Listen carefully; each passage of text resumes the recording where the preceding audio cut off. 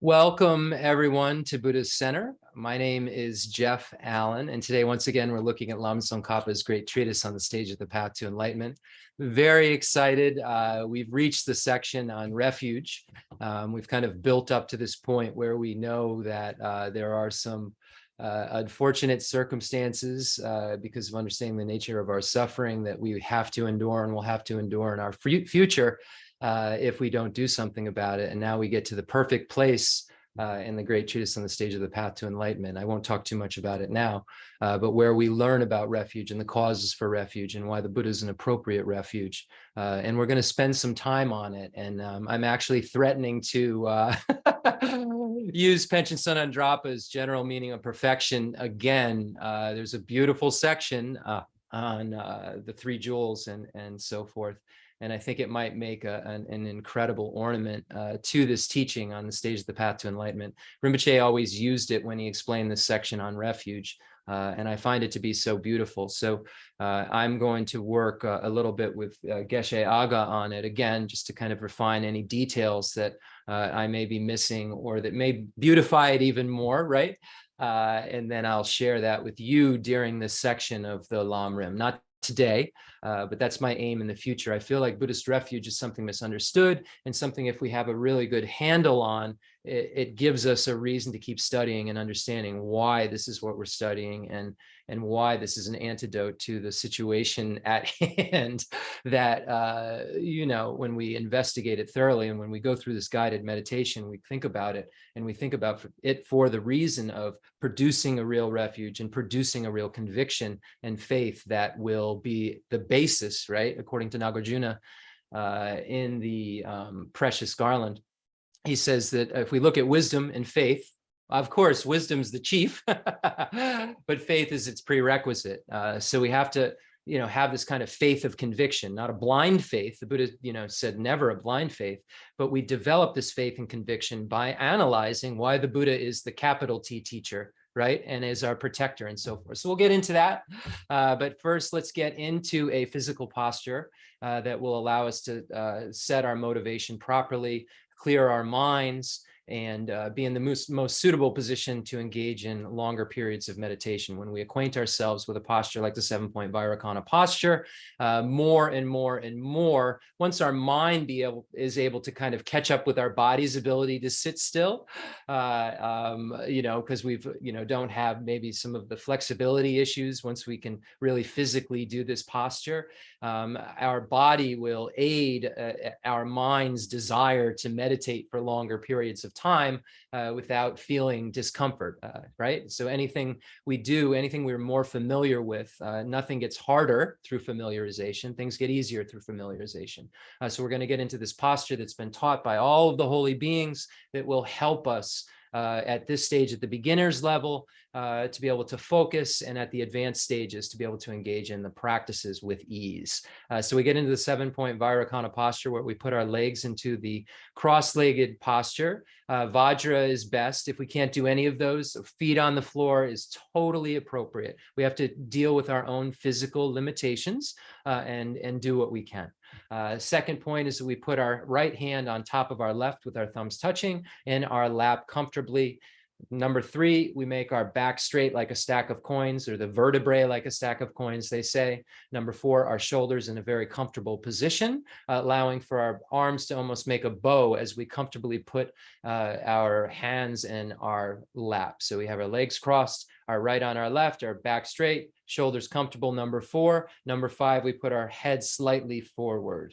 Not too far forward, just slightly forward. Number 6, we have our eyes slightly open at a 45-degree angle, pointed down at our nose. And number 7, our mouth in a comfortable position with our tongue on the top of the roof of the mouth, right against the teeth. So this makes for 7 points. And we can add, sometimes the great masters say, an 8th point, which is the breathing. And that's what we will do today to try to harness our mind, try to get control of our mind, and move away from the distractions that we may have come in here with, maybe the attachments to things that we came in here and we were obsessed with, or the anger that we maybe have in our hearts, or the resentments that we have that we become obsessed with. So we're trying to get our mind to a more neutral state from which we can grow virtue. And from that neutral state that's more calm and more realistic, we'll start with the most virtuous object, the most wonderful being in the universe, the Buddha, as our object of observation. And then we'll think about what the Buddha taught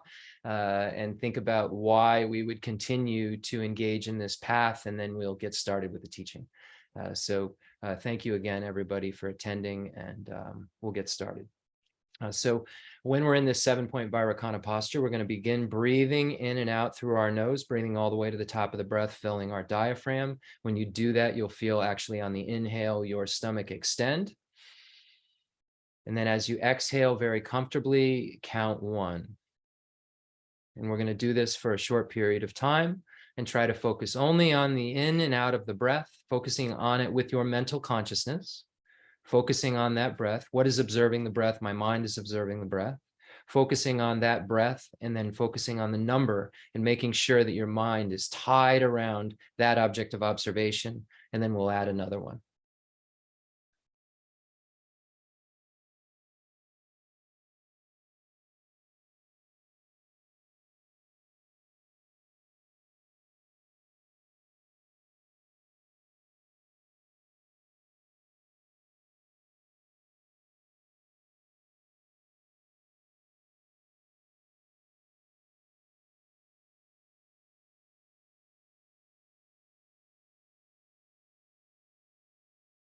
Begin to think of Buddha Shakyamuni in the space in front of you as you're breathing in and out still. 2 feet in front of you or so, eye height, about 2 inches tall, beautiful and radiant, 3-dimensional, an actual Buddha, not a picture. Imagine this holy, holy being. So now we're imagining this holy being and the breath, focusing only on that.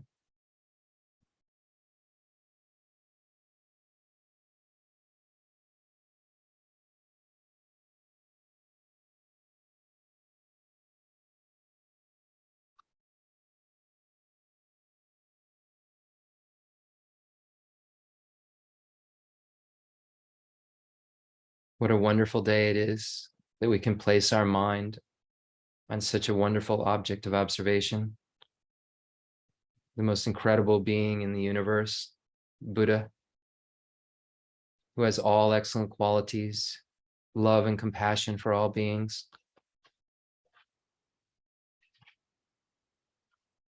Think about the reason that you came to a Buddhist center. Why are you here on a Sunday?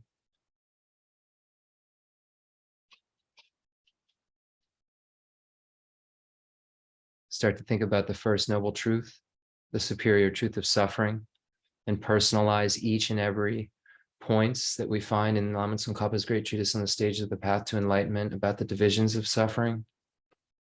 Become very clear on how they feel personally. Think about the suffering of birth, what goes on at that time. Baby is so scared. You were so scared. You had no one but a couple people standing around you. You had no idea what was happening. Sometimes blue, sometimes having to be hit to breathe. So much suffering the mother just had to experience. Suffering of aging. We see as we get older and older and older, this becomes more relevant. Our mind doesn't seem to be as sharp as it was, and our body doesn't seem to be as flexible and ready to use as it used to be. And then we are overcome by various illnesses. Think about the suffering of COVID-19 that everyone just experienced and the fear that created. The whole world was so fearful because of the suffering of sickness, suffering of death, all the separations we've had to experience of our loved ones. We know that Khyentse Geshe Wandak just passed. We know that it was so painful, and that we will have to pass, and that at that time we won't have anyone after our death who can go with us and hold our hands. Again and again, we're separated from things that are pleasant and meet with unpleasant things. and don't get what we want over and over again, and have these aggregates, have this body, have these physical and mental aggregates that serve as a basis of suffering. Our polluted mental consciousness has the afflictive obstructions and the obstructions to omniscience, so we suffer and can't have happiness and bliss. Our body is a samsaric body, is a body of cyclic existence that experiences all of the various pains and sufferings. And in this human basis, we have the suffering of suffering and the suffering of change. Think about the suffering of the uncertainty of all of our rebirths and who we're with and who we call our friends now. We may not know them again till we're a Buddha. We may know them only as our enemy in our next life because of our ignorance. There's so much uncertainty, and we're never satisfied in cyclic existence. We chase after things. It's like drinking salt water that never quenches our thirst. We have all of these bodies over and over again we cling to and think are our own, but then we shuck them off, just like the garbage going out. Somebody will take our body away as trash or burn it. They won't want it around, this wonderful thing that we cling to so much. We'll become wretched, rotten. A corpse is nothing people want around. And where will we go when we die? Maybe again to the higher realms, but the Buddha said this is unlikely. We'll probably go to the lower realms. And then from the lower realms to the lower realms to the lower realms. And possibly we'll get another chance at this basis that we have now. High to the low, up and down, around and around, like buckets on a water wheel, as Chandrakirti says. And we will be alone through this process with temporary friends and temporary enemies and temporary strangers. We won't know we have relationships with all of them already.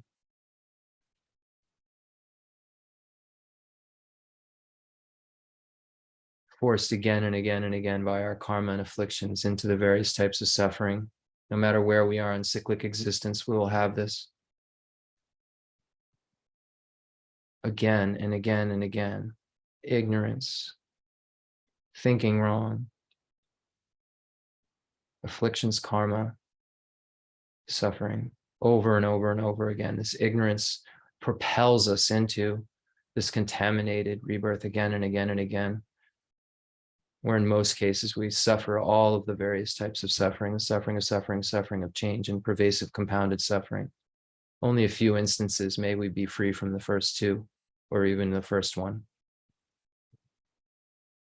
The Buddha stated that all of our suffering is caused by ignorance. Ignorance that grasps at the I and phenomena as being truly established. See some objective existence in the I, objective existence in phenomena. Self and other having objective existence. This grasping at this incorrect idea causes us to think inappropriately, then afflictions to arise, contaminated karma or contaminated actions to occur, and then the suffering occurs. And the Buddha then states, because this relationship is the way that it is and all causes produce results, if there's not a cause, that result of suffering can occur. And the Buddha stated that this is the superior truth of suffering. This is the potential for you to never have to suffer again.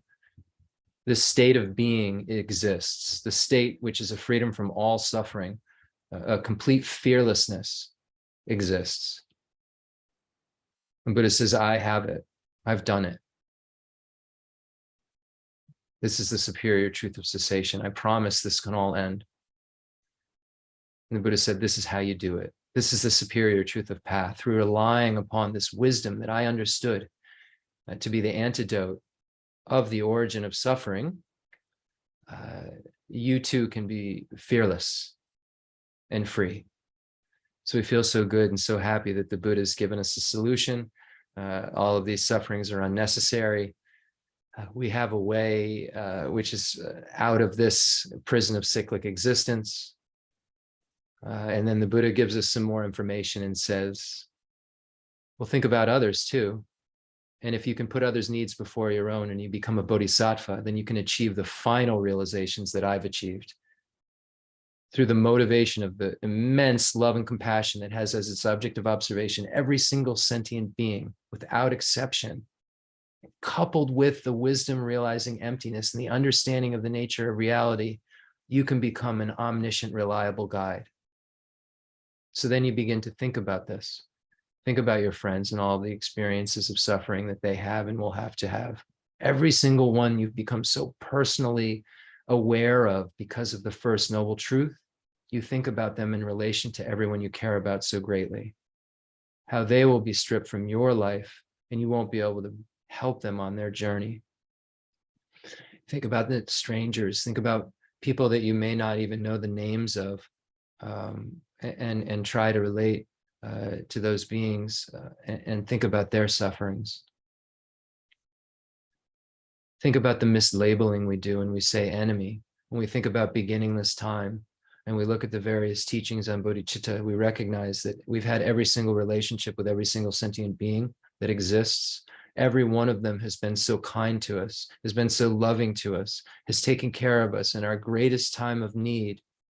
And now they react in a way and somehow that affects our self-cherishing attitude, our self-centeredness, and we disregard them and we call them an enemy and we hate them and resent them when they've been kinder to us than anyone we've ever known in the past. And right now, our experience is because of our karma, and their experience is because of their karma and their afflictions giving rise to this behavior. And they're out of control, just like my experience of this is out of control. So how can I blame them so strongly when I may have cut their head off in a previous life when they were trying to be kind to me?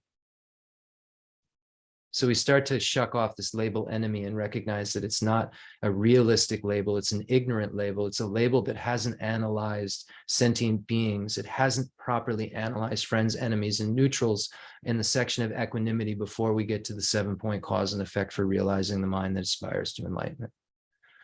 So we become very familiar with this practice of friends, enemies, and neutrals and this equal desire to benefit all of them, and our recognition of our relationship with every single one of them and their benefit they've done for us in the past. So we think how nice it would be if all of these beings had happiness in the causes of happiness. May they have happiness in the causes of happiness. I will be a cause for them to have happiness in the causes of happiness. May the gurus, Buddhas, and bodhisattvas please bless me to be able to have the strength and courage to carry this out. Then we think about all these different sentient beings, the hell, hungry ghost, animal, human, demigod, gods. We think about everybody that we can possibly relate to. And we think, may all of these beings have happiness in the causes of happiness. How nice it would be if all of these beings had happiness, were free from suffering and the causes of suffering. May they be free from suffering and the causes of suffering. I will be part of the cause to make them free from suffering and the causes of suffering. May the gurus, Buddhas, and bodhisattvas please help me have the strength and courage to free them from suffering and the causes of suffering. So we've now thought about, may I be a cause for these beings' happiness and the causes of happiness. May I be a cause for these beings' freedom from suffering and the causes of suffering. So I've meditated on love and compassion for all of these sentient beings. And I say, I must take on myself the task of freeing every single sentient being from all of their suffering. I must be that being who will free them. Because I've meditated on equalizing and exchanging self with others, and I've meditated on the 7-point cause and effect for realizing the mind that aspires to enlightenment. I've recognized that all sentient beings are my mother. I remember their kindness. I wish to repay their kindness. And I develop this equal desire to benefit them. And then I recognize that the self-cherishing attitude is no good, and cherishing others is much, much better. And then I wish to take on others' suffering and give them all the happiness I can. And then I actually exchange my self-cherishing attitude for a cherishing others attitude. And I develop this special understanding of the kindness that all of these beings have shown me in all of these different lives. And through that, now I say, I will take on this task of freeing every sentient being from suffering. And then we hit a wall and recognize that it's only the Buddhas who are the reliable guides. They are only ones who have omniscience. They are the only ones who have this great love and compassion for all sentient beings. They're the only ones who have these enlightened activities and abilities to really do something about all sentient beings suffering. Because the Buddhas no one can take away sentient beings suffering with their hands. The Buddhas can't do that. The Buddhas can only teach each and every sentient being what he or she needs to know in order for them to progress on their path. And we recognize that we don't have that aptitude at this moment. We aren't able to truly help sentient beings. We don't even believe, when we look at all of the realms of cyclic existence, necessarily that there could be each and every one of these different kinds of sentient beings. We don't have the mind that can see very far. We can't even see as far as someone here, a solitary realizer who isn't engaged in the Mahayana, and who isn't even in looking at all sentient beings. We can't even count the number of beings that they have love and compassion for, and they can't even imagine the number of beings that the Buddhas have love and compassion for. So their abilities and our abilities are so limited. So we must become a Buddha. We can't progress a path anything less than the Mahayana path. And the door to that Mahayana is Bodhicitta, wanting to become a Buddha for the sake of all sentient beings. So we recognize that the only way we can become that most reliable guide is if we are a Buddha. The Buddha is the only one, the only protector that we seek when we study refuge. And then at that moment, we say, may I become a Buddha for the sake of all sentient beings. May I become Buddha for the sake of all sentient beings. And we really understand why we're saying that.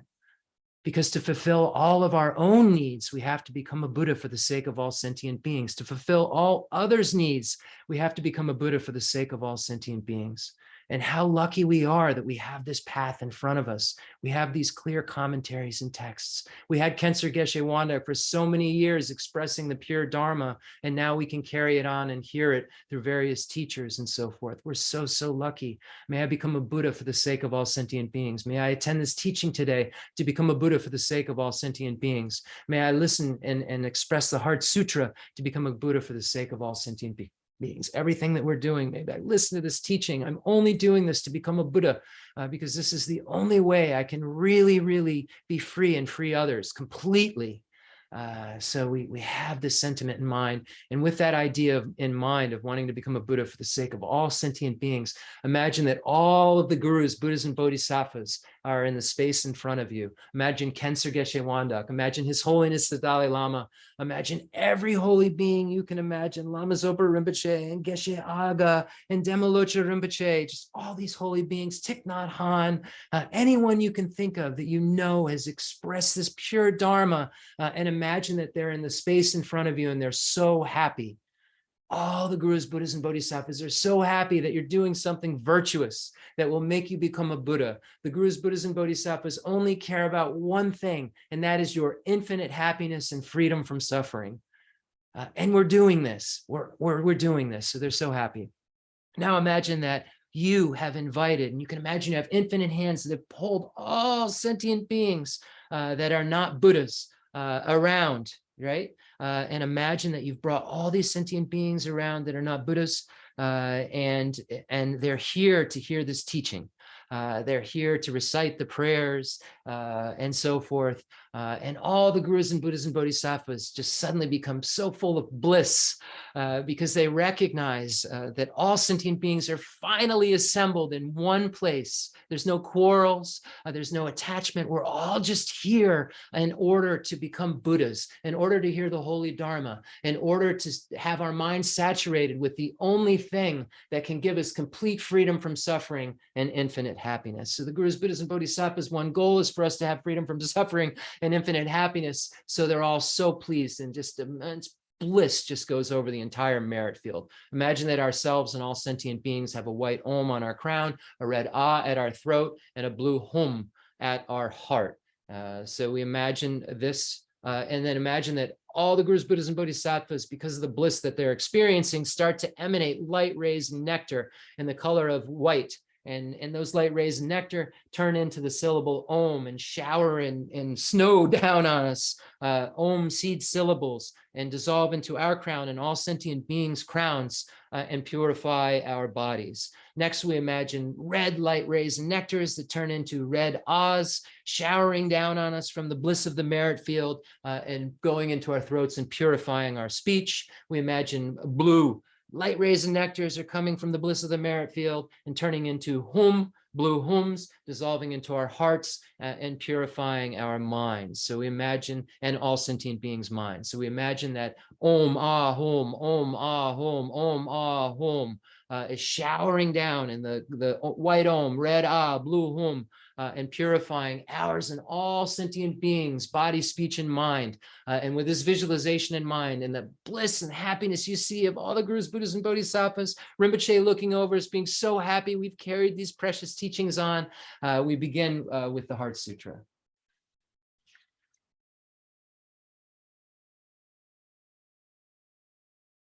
The Sutra of the Heart of Transcendent Knowledge. Thus have I heard, once the Blessed One was dwelling in Rajagriha at Vulture Peak Mountain, together with a great gathering of the Sangha of monks and a great gathering of the Sangha of Bodhisattvas. At that time, the Blessed One entered the Samadhi that expresses the Dharma called profound illumination. At the same time, Noble Avalokiteshvara, the Bodhisattva Mahasattva, while practicing the profound Prajnaparamita, saw in this way. He saw the 5 skandhas to be empty of nature. Then, through the power of the Buddha, Venerable Shariputra said to Noble Avalokiteshvara, the Bodhisattva Mahasattva, how should a son or daughter of noble family train who wishes to practice the profound Prajnaparamita?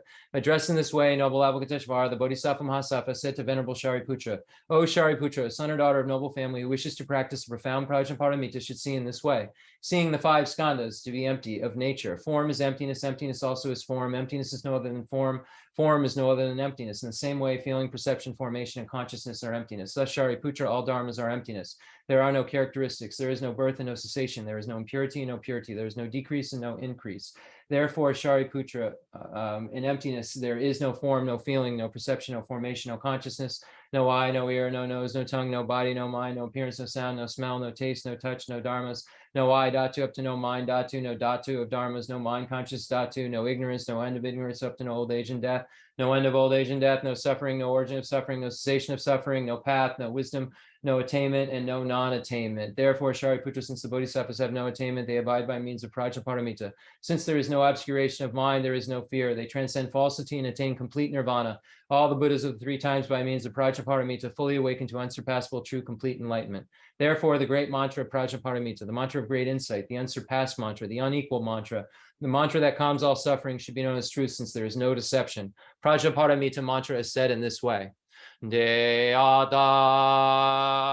Om Gade Gade Bharagade Bharazangade Bodhisattva Om Gade Gade Bharagade Parazangade Bodhisattva Om Gade Gade Bharagade Parazangade Bodhisattva Om Gade Gade Bharagade Parazangade Bodhisattva Om Gade Gade Bharagade Parazangade Bodhisattva.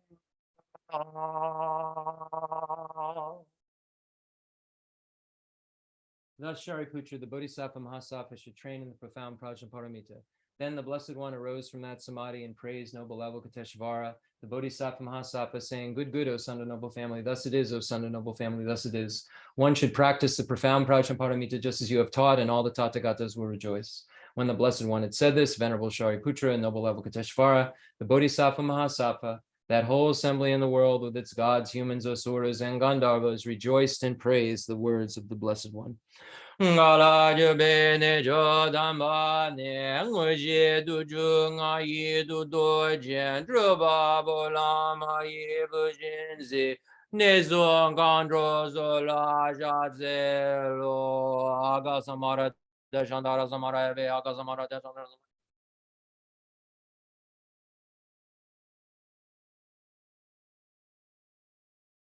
aga samara de shandara aga samara de shandara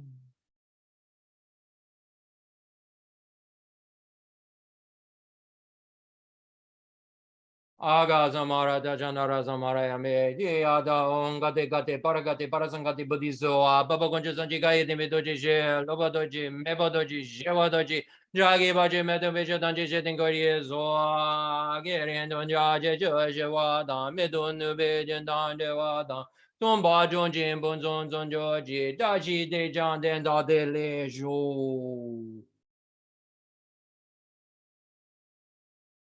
Make a mandala offering as a request for teaching.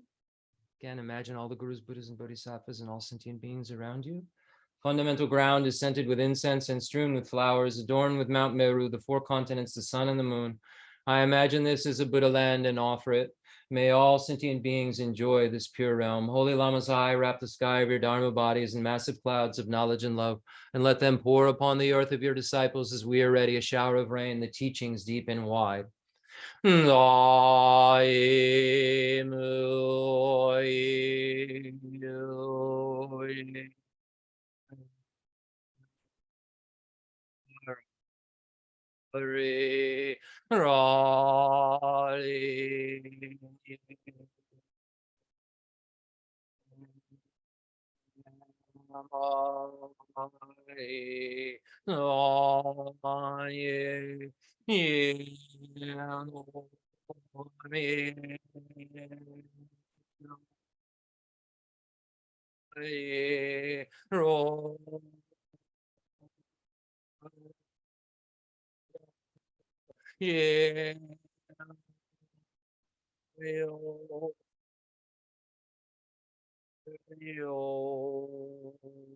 Yeah, so la ma da ma ye na ye yo yo ga ye yo de de ye da za me do je le ma la za ye yo ya ba do. I send forth this jeweled mandala to you, precious Guru. Idam Guru Ranamanayam Niradayami. Nanye Jananda Yonam La Janju Badu Danye Jazuji. Dage Juje Jibezananje Jola Benjia Zanje Jubajo. Zanye Jodan Janam La Janju Badu Danye Jazuji.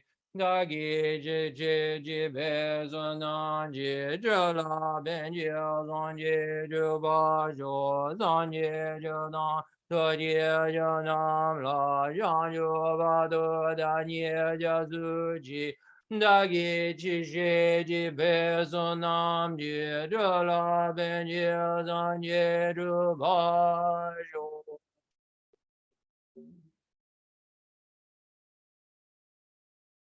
The one who is transformed into the reliable guide, motivated by altruism to benefit sentient beings, the teacher, Sugata, the protector, to you I make prostrations. The one who has eliminated the web of conceptualizations and is endowed with the divine bodies of the vast and the profound, who eternally shines forth the forever noble light rays. To you, the Buddha, I make prostrations. Inspired by wisdom and compassion today in the Buddha's presence, I generate the mind of full awakening for the benefit of all sentient beings. May this teaching be heard and understood in the language of all sentient beings. All right. Hi, everyone. Happy Sunday. So awesome to see everybody on all the different platforms. I'm happy we are able to carry on Khyentse Geshe Wandok's teachings that he was so generous with us with, and so generous with me with. He no matter what was going on in my life, or if he approved of my decisions or not, he never stopped teaching me, and he always made sure that he was at the forefront of my life because I could feel that he cared so much. And when he asked me to continue his teachings, and I asked him so many times because I kind of felt like I was saying to Geshe Aga, like they're kind of big shoes, right? Continue Rinpoche's teachings. And I said, I feel like one of Rinpoche's shoes I could live in as a house, right? I could just live in it, and that could be my house, not my shoe. So how do I work with that? And I spoke with Venerable Chodron, about that also when Rinpoche first passed. And we do the best we can, right, to carry on in the way that we can, and with what we know. And I have to have the confidence and faith that Rinpoche asked me to do this, and not, use the self-cherishing attitude that says, I'm not good enough, right? That one. We always think ego thinks that we're the best thing in the world, but ego also tells us we're the worst thing in the world.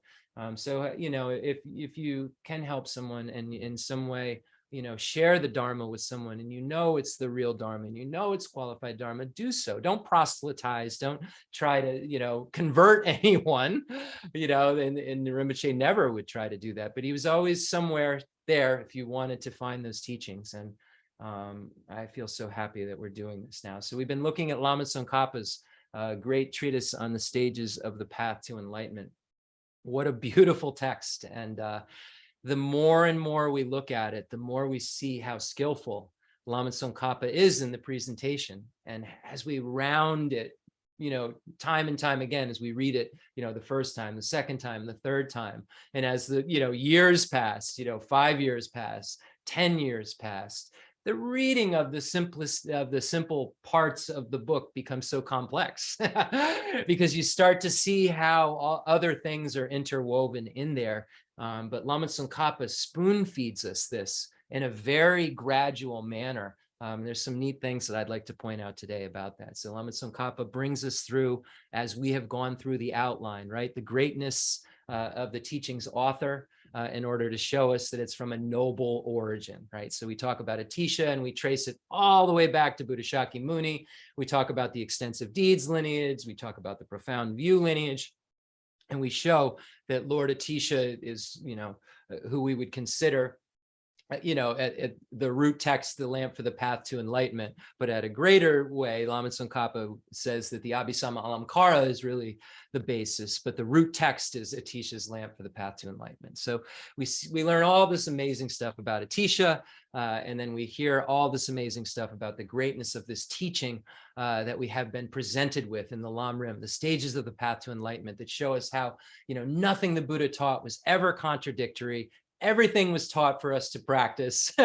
And when you look at Atisha's teachings and the stages of the path to enlightenment, you can easily understand the point the Buddha was making and then not abandon any of the Dharma because you see how it all weaves together and how you see the teachings shared in common with beings of small capacity, the teachings shared in common with beings of medium capacity, and those amazing teachings of the Mahayana for beings of great capacity, which rely upon, of course, those preliminary teachings shared in common with beings of small and medium capacity. So Atisha shows us in a beautiful way how all of Buddha's teachings are just one pure process to Buddhahood. And that's really incredible that we can find that out. And then Lama Tsongkhapa says, okay, this is how, this stuff is really great. This teacher's great, the teaching's great. So you better listen up. So he says, this is how you're going to listen, listen in this really specific, focused way, how to listen to, and then how you would explain these things if you ever became qualified. So then that's the next section we went over. Then it says how you lead students in the actual instructions. And these are the stages of the path that we as a practitioner go through in order to realize Buddhahood. And if we leave any of these stages out, we won't be able to realize Buddhahood, because incomplete paths produce incomplete results, and an incomplete result if we're looking for a specific result, if it's incomplete, it's not the result. Right? We were looking for a complete result, we get something incomplete. It's not what we were shooting for. So we have to make sure that when we're realizing these teachings, we're spending time with them. We make sure that they've saturated our mind, as Lama Tsongkhapa says, so that they actually produce stage by stage what we're searching for. You know, if we're searching for freedom from the lower realms, if we just want a good next life, we have to make sure it's completely going to do that. If we want, you know, to be free from cyclic existence altogether and have some sort of abiding nirvana, you know, like the Theravadan tradition or the individual liberation tradition it's being called now, then we have to, you know, have a complete path that produces that. So we see, and if we want Buddhahood, we need the complete path that produces that. And in order to get to Buddhahood, we need all the teachings shared in common with beings of small and medium capacity in their fully realized format. We have to have renunciation to get bodhicitta. And if we just skip forward because we don't want to meditate on suffering, death, and impermanence and karma and its effects, then when we get to bodhicitta, we won't have any idea what's wrong with everyone else, because we won't know what's wrong with ourselves. We won't know what we're trying to fix when we're trying to help everyone. We'll think they just need a cupcake, you know, when they, you know, or something like that. And we'll be running around trying to give them all of these things that are actually suffering. We'll be running around handing out the suffering of change like it's going out of style, thinking we're doing something for sentient beings, and we really don't know how to fully help them. So this state of Buddhahood is this beautiful place that we can become more aware of how to truly help. And as we go through these stages, we can see how sentient beings would need to be helped, and we can become more skillful at showing beings the teachings and how they kind of begin.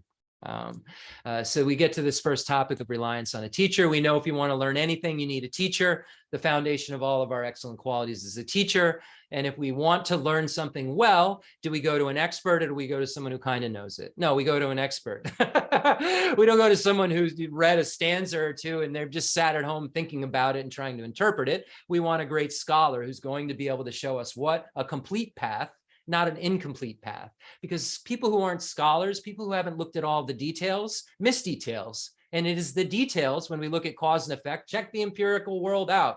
Don't water your garden. Go look out back. You'll see what happens when that happens, when you have a drought. If you don't have some of the things that you need in order to get the tomatoes, in order to get those cucumbers, like the water or the right sunlight, take any of those things out. You can do all the other work you want. You're not going to get the cucumber. Go look out back you are looking for, because some of the causes and conditions were missing in order for the result that you wanted. We just look around us if we think that we can get away from cause and effect. So these realizations produce other realizations. The foundation of all of our excellent qualities is this qualified teacher who then tells us what to read, tells us where to go, and tells us how to change our mind. And if we're relying in that way on someone, we better make sure that they're qualified and know what they're doing, right? So we start there. And then Lama Tsongkhapa shows us how to meditate properly on it and how to avoid the downfalls of not using analysis, and showing how analysis must happen in order to understand these topics. And in order to be able to, in a meditative state, realize them, you have to, in a conceptual state of analysis, understand them in an inferential way. So Lama Tsongkhapa proves that to us. He's very good at that. Says we have this excellent life of leisure and opportunity that we learned all about with the 8 leisures, 10 opportunities, 5 personal and 5 external opportunities. We learned about that. We learned that we could become, if we wanted, we could have a good life in our next life, or we could get rid of cyclic existence altogether, or we could become a Buddha with this human basis. And then we learned, unfortunately, that it perishes, and that unfortunately, death will come and nothing can stop it. And we don't know when that'll happen. Life's not fixed here. And when we do die, the only thing that can help us is Dharma. So we learn that. Lama Tsongkhapa convinces us of this, shows us this jewel that we have, right? We now have a jewel of someone who can explain it. And we have this basis that we could understand it from and become a Buddha from, but we will die and we don't know when. So this forces us into thinking about that. And then when we die, what are our options? So then Lama Tsongkhapa gives us an understanding of the lower realms of cyclic existence. And it's interesting. I was thinking about, how we start to make our meditation on compassion bigger and bigger, right? So there's ways we can think about sentient beings. So we were out on a boat. I hadn't been out on a boat in years, and we weren't fishing. I don't fish. I'm a vegetarian. Let's make that clear to anyone living or watching. We weren't out doing that. We were just taking a nice ride, and there was a fish finder on the boat. And I was thinking, like, however many years ago, if you were in some sort of canoe and you could say, there's this fish down there and that fish down there because the bladder gives off a heat, you wouldn't believe, like, there's all these sentient beings, if you see on a fish finder, you would never see. You can use through inferential valid cognition, because the person on the boat was like, that's a bluefish, that's a that fish. So all of these sentient beings that you can't even imagine seeing and you couldn't see 100 years ago, all you have to use is this instrument to prove they're there to you, right?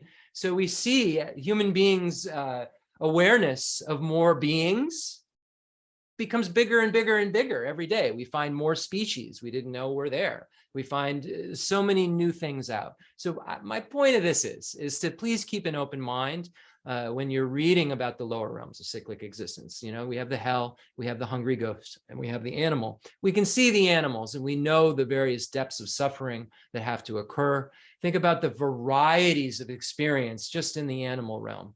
And then think, so you think there's nothing worse than that could ever happen, right? You don't think there's a being that you can't see with your eyes. There were beings that people couldn't see with their eyes. We talked about tell someone a few hundred years ago, there are fluorescent animals in a rainforest, and they'll think it's just like a story in a book. You tell the children about fluorescent yellow snakes and snakes longer than people. It would just sound like something way far out there. They just didn't have the technology. Whether, in our case, we're saying spiritual technology, right?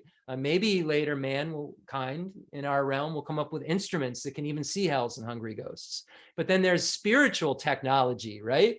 There's awareness that goes kind of beyond machines' ability to comprehend reality. And we see that over and over again. Look at consciousness, figure consciousness out, science. Can you track and figure that kind of unshaped thing out? Right? So there's all of these things that we don't know. And the Buddha's an omniscient being. The Buddha's been pretty reliable in terms of presentation thus far. So I was thinking about that when I was out on the boat. We were going over the ways, and I was thinking about, where Shanti Davis says, using this human boat of leisure and opportunity, may I go to the other side of cyclic existence. So I was thinking about that and how the other side of cyclic existence is the perfection of wisdom, the prajnaparamita. Prajnaparamita, perfection of wisdom, really means going to the other side, to the other shore of perfection, away from cyclic existence. And I was thinking, like, how deep cyclic existence is. They compare it to an ocean. Dignaga talks about cyclic existence in the refuge section that we're in right now, and says that it's like it says adrift in the bottomless ocean of cyclic existence, devoured by fierce sea monsters, attachment and the like. He compares like the sea monsters of the ocean to our attachment, our real enemies, these real monsters inside us, attachment and hatred. He says, adrift in the bottomless ocean of cyclic existence, devoured by fierce sea monsters, attachment and the like, to whom should I go for refuge to today? So here we are at the refuge section in Lama Tsongkhapa's great treatise on the stage of the path to enlightenment, right? So here, if we haven't been through the book a few times, right, all we're doing is we're thinking, I don't want to have a bad next life. I don't want to be born as a hell hungry ghost or animal. I've just heard about all that. I've seen the animals, this sitch I'm in is human. I'm in the higher realms. This looks better. for certain, I don't know demigods and gods, right? I don't know much about that, but I can say that I don't want the lower realms of cyclic existence. So if we've analyzed this and come to a place where we believe, right, faith through conviction, if we come to a place where we believe that we will have a future life, that we will die, but we have this human basis we can do something with, then where do I go for help, right? What do I do? Who's my guide? Who's my savior? Who's my protector? And that's when we arrive right after this section that goes over the lower realms of cyclic existence and the potential for it in our future life. Lama Tsongkhapa brings us to, well, this is the protector. This is the being that has your answers. I know this all sounds really scary and you want to do all this great stuff. And this is the being who you should really listen to. So when we say we go for refuge, it means that we have incontrovertibly come to the conclusion through understanding what the Buddha taught and what differentiates the Buddha's teachings from non-Buddhist teachings, what makes the Buddha the most qualified teacher. We analyze that over and over and over again, and then we come to the conclusion that we have this fear of, in this case, the lower realms of cyclic existence. In the medium scope, the fear is of all realms of cyclic existence. In the great scope, we could say the fear would be of not being omniscient, the fear of not removing the obstructions to omniscience and the afflictive obstructions. So we see that this reason for going for refuge depends on the scope and your reason why you are engaged in spiritual practice. Are you doing it for next life? Are you doing it to end all rebirth and cyclic existence? Or are you doing it to end all rebirth and cyclic existence and to become the most reliable guide?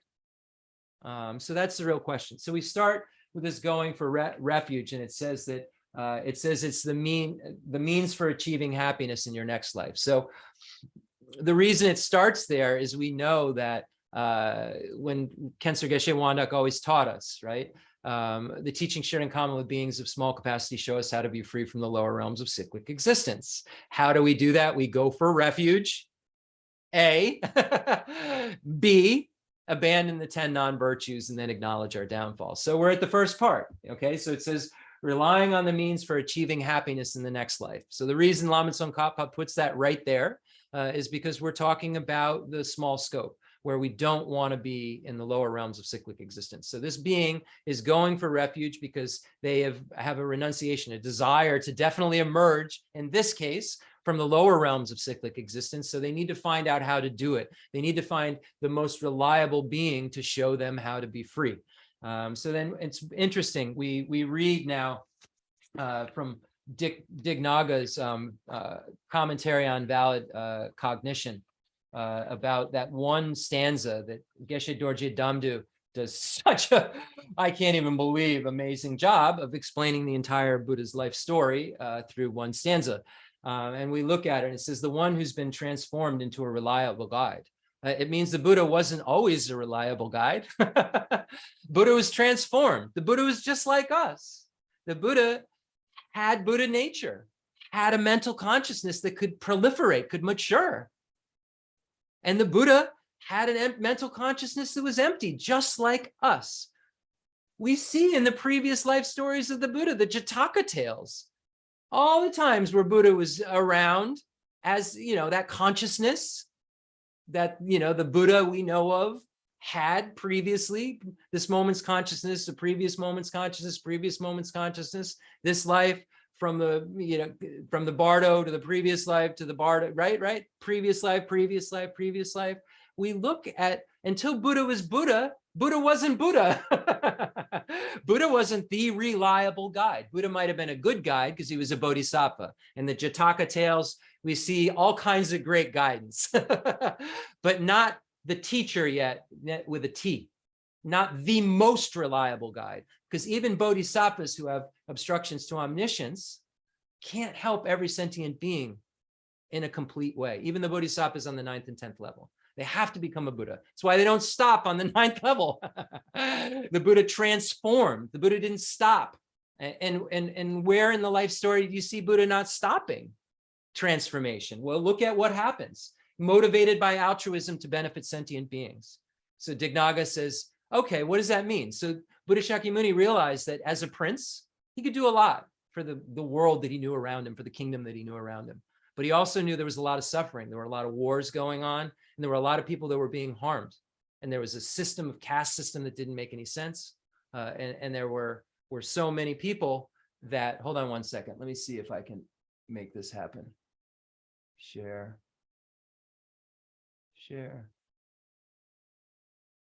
Instagram only goes an hour. We've been through this before. Hold on. I think I did it. Hold on. Oh boy, it's a lot. Okay, I think I'm back. I'm back.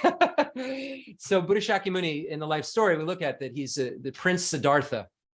And he's this prince that, he sees all around him, and he sees the sufferings around him, and he sees that he could do a lot as a prince, but he couldn't remove everyone's suffering. He knew already, because he'd studied so many different things. He'd studied all of the Hindu and the Vedic texts. He was a Sanskrit scholar.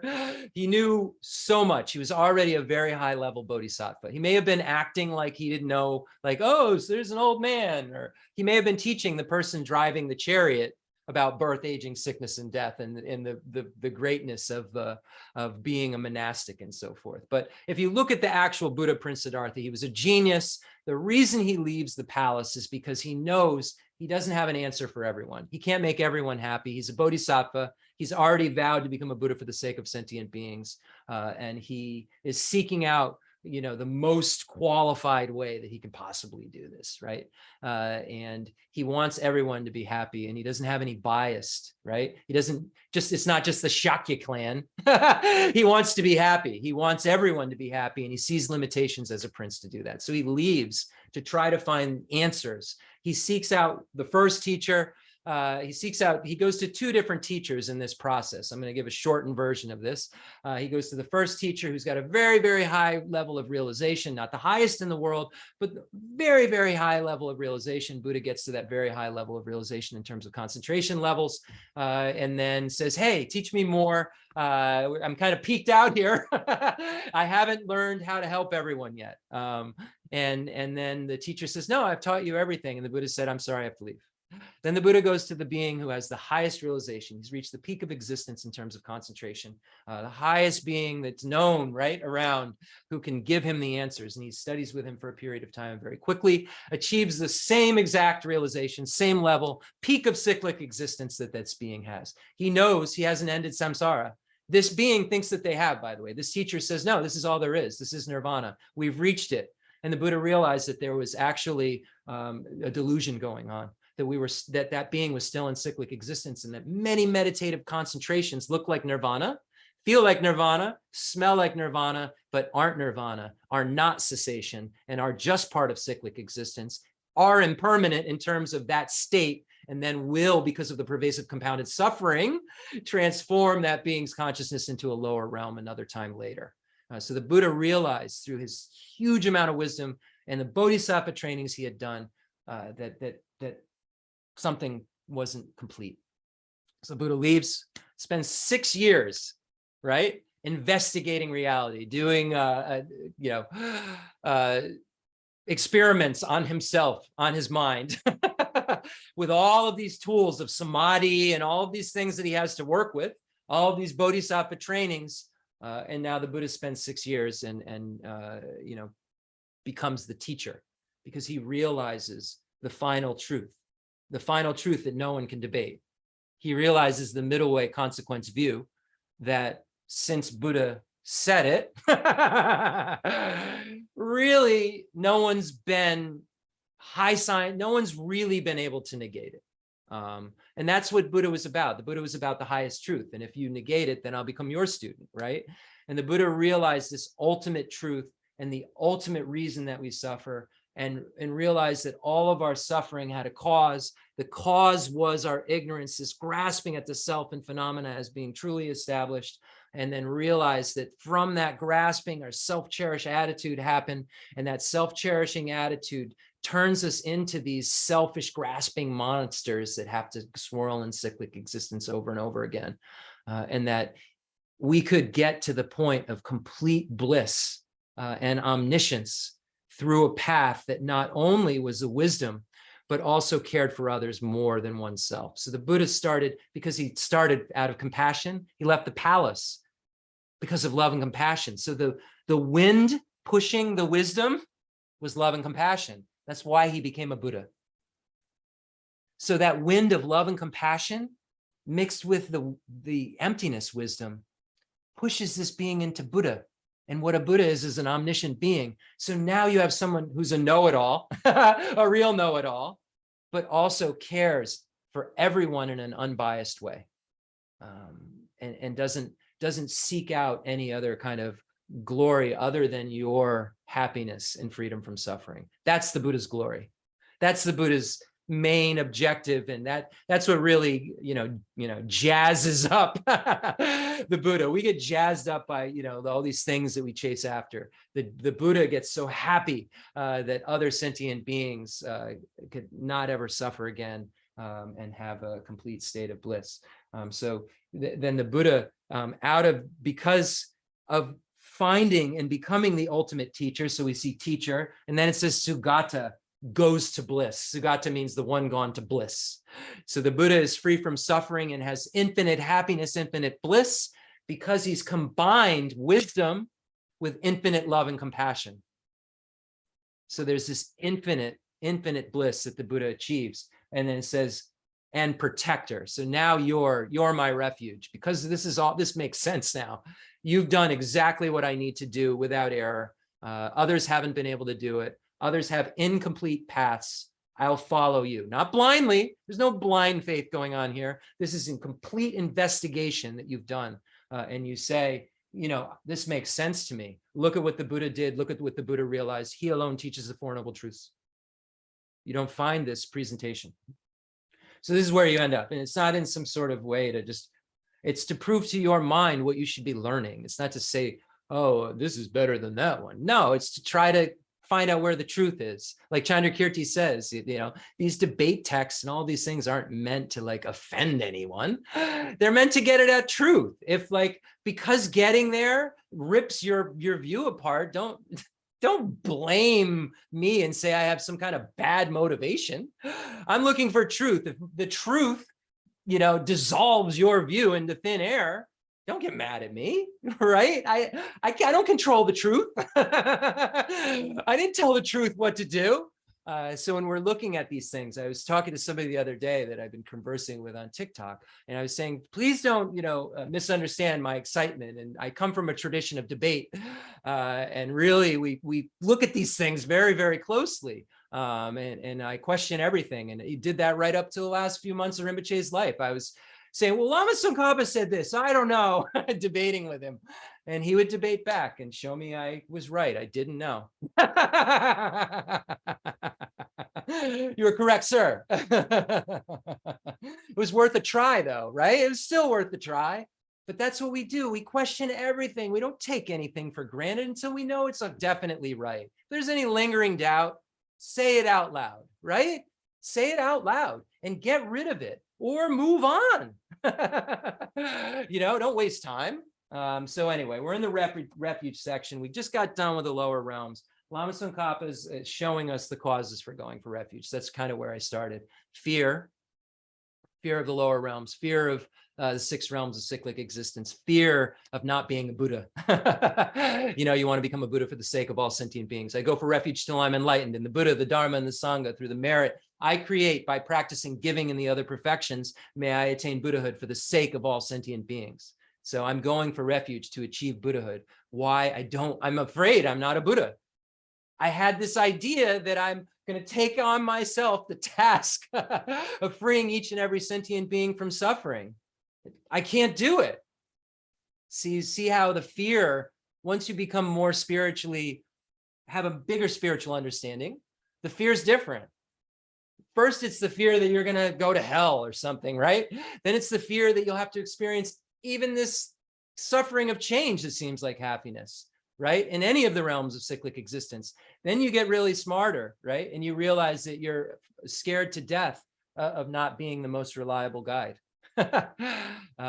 It changes as you grow spiritually, and refuge changes. We're in the first beginning. Your refuge isn't the same. If you are someone who's realizing the end, third volume, special insight section, maybe you're on the path of preparation, your refuge isn't going to look like the refuge of someone like me, is my point, right?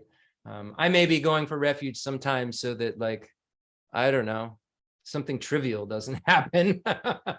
The guru, these high beings are going for refuge because they're terrified of not being the most helpful being in the universe to everyone. And that's a big place for a mind to get to. So causes for refuge, sure. In this section, I don't want to go to the lower realms of cyclic existence, the abyss of the lower realms. It's just such a fear. So it says your fear of the miserable realms. It's funny. It says, in brief, the causes of your going for refuge are twofold: your fear of the miserable realms and the like. The and the likes, the later, as you grow spiritually, you'll know what the like is. You don't want to be in all of the realms. And the like, you don't want it. You're afraid to death. You won't be a Buddha, right? So Lama Tsongkhapa is so careful. And your conviction that the three jewels can protect you from them. So the three jewels, the Buddha, the Dharma, and the Sangha, are my sole protector from the lower realms of cyclic existence, from all the realms of cyclic existence, from the obstructions to omniscience, the things that keep me from being a Buddha. So amazing when we look at it and we identify it in this way. So it says that in the praise of 150 verses, the one in whom no fault can ever exist, the one whom all good qualities always exist.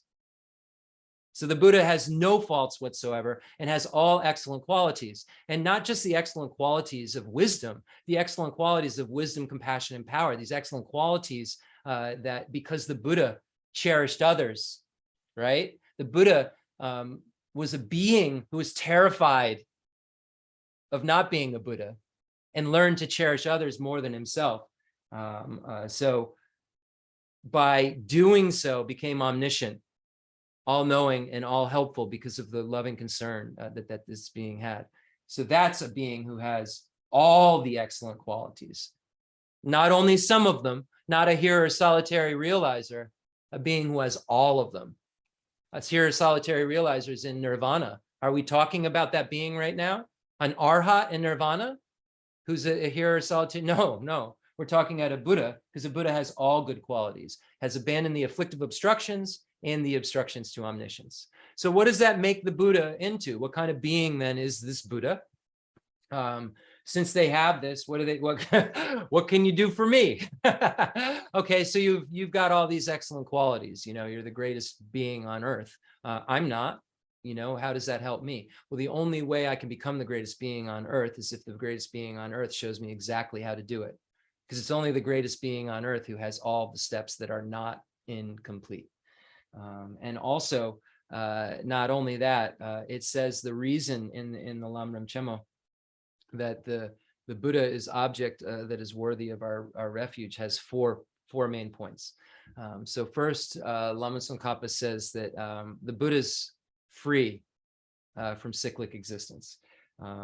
So he has fearlessness. He's mastered this. So no fear. So we go for refuge out of fear. Buddha's no fear, right? Finished, fearless. And in the text, it says, imagine if you go to refuge for somebody who is in cyclic existence still, even if they're at the peak, you go for refuge, right? And you think that that's enough. It's like you and another being falling on the floor together, maybe breaking like all your bones or something, and then trying to help each other get up. You would need somebody who is capable of walking and picking you up, not someone who is unable to get up like you.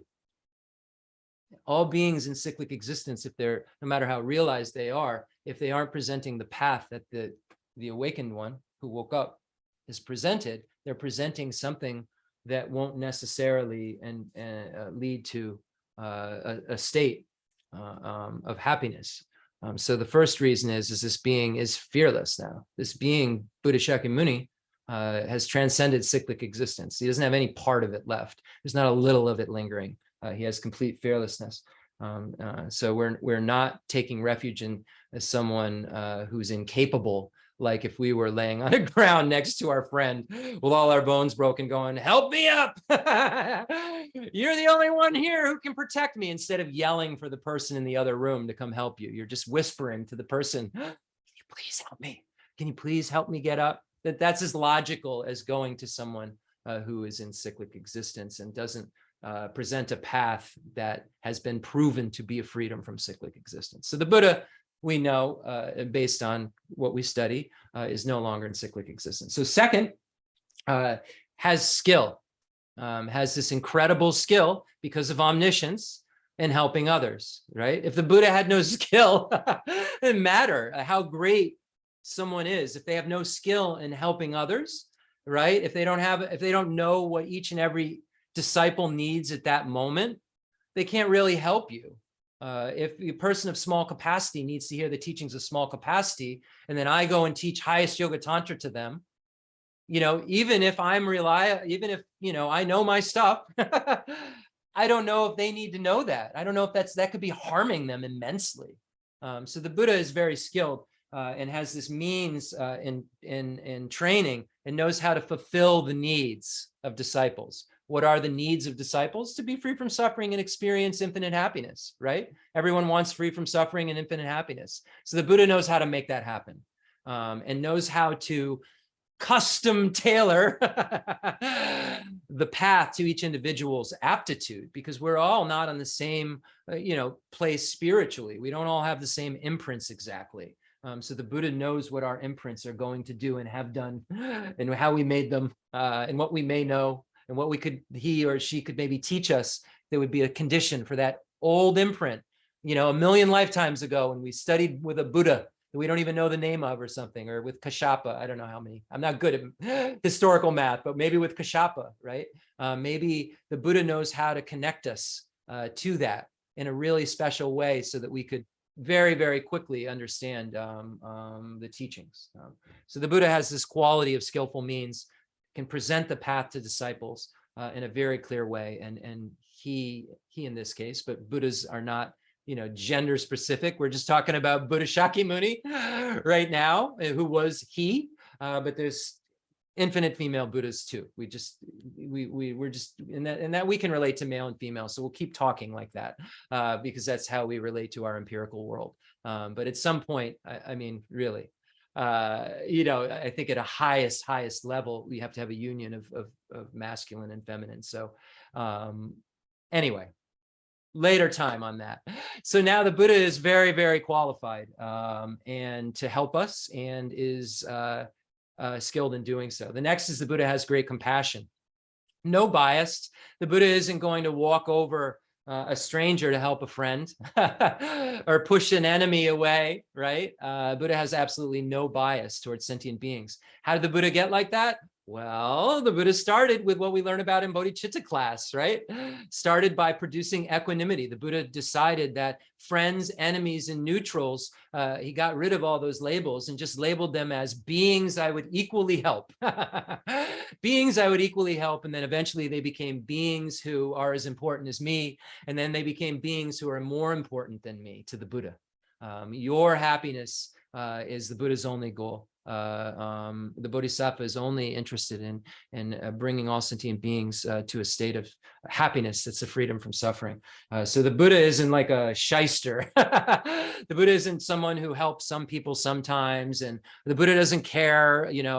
If somebody makes 1 million offerings to them, Buddha. And then someone else makes no offerings but asks for help, the Buddha will go help both people. The Buddha doesn't need anything from you. The Buddha has everything the Buddha needs. You need everything the Buddha has. All these great holy beings, it's funny.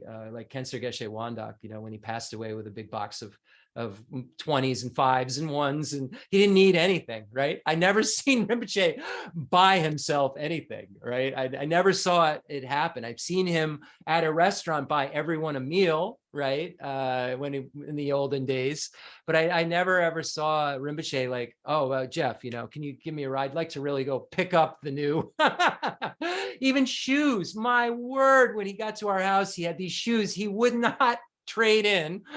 He would wear over and over again. And they were, let's just say it was time. They had served their time. They really had. I just kept, and we bought him different shoes, and he finally would put them on. But I remember a funny Rinpoche story when I went and bought him orthopedic shoes. I had them made at Footprints for his foot.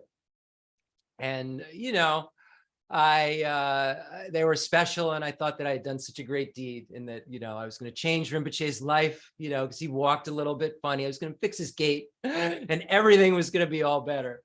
And they were really expensive, and whatever. Back then it was to me, and I don't know how much they cost, but we have these shoes made, and I see him like put them on a couple times in the house when I'm there, but he's never actually like wears them out and about. And then I finally, we go to India, and he's got a lot of offerings monetarily, let's just say, strapped to his body, tens of thousands of dollars that people have given him in offerings, like dollars. He's just got all this money strapped to him, and he's got a full suitcase. I'm not questioning things. Like, I've told him don't bring a lot of money to India, and I've told him, like, we don't need a lot of stuff. And I'm thinking, why does he have this humongous suitcase?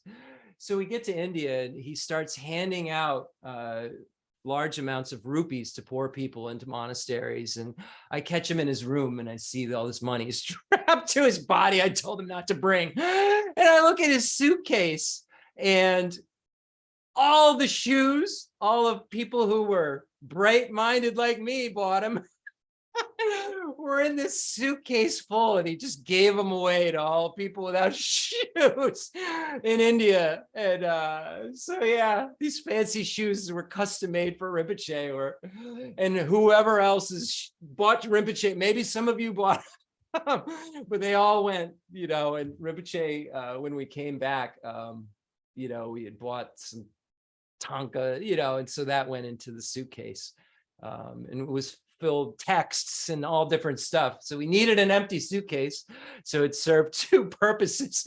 Then Rinpoche left the country, and as we're going out, they say he needs the American equivalent of like $10 to get out, just some pass fee. He doesn't have any money.